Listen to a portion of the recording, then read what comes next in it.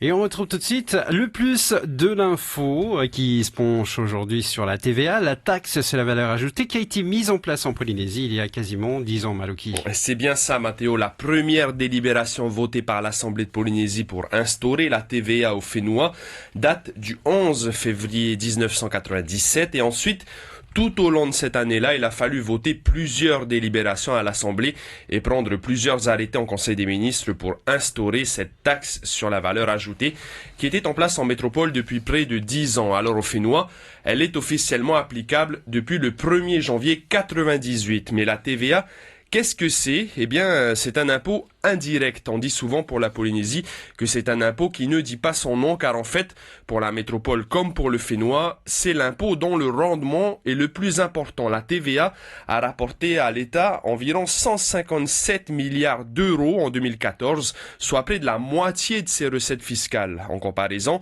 l'impôt sur le revenu en représente un peu plus d'un quart.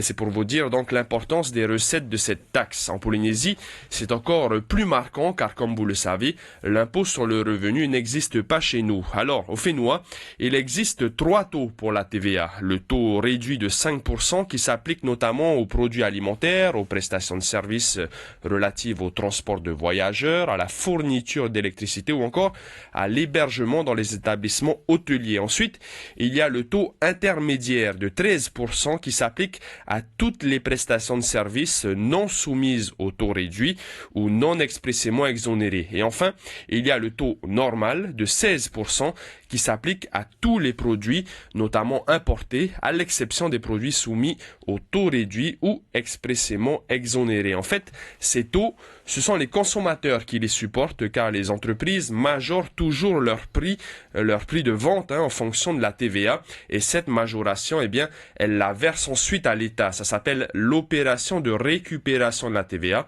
En tout cas, en Polynésie, on s'y est habitué à cette TVA, du moins pour le consommateur, qui a presque oublié qu'elle existait, tant elle fait partie de son quotidien. C'était le plus de l'info sur la TVA. Merci beaucoup Malouki Duli pour cet éclairage. 7h12 minutes sur Polynésie Première.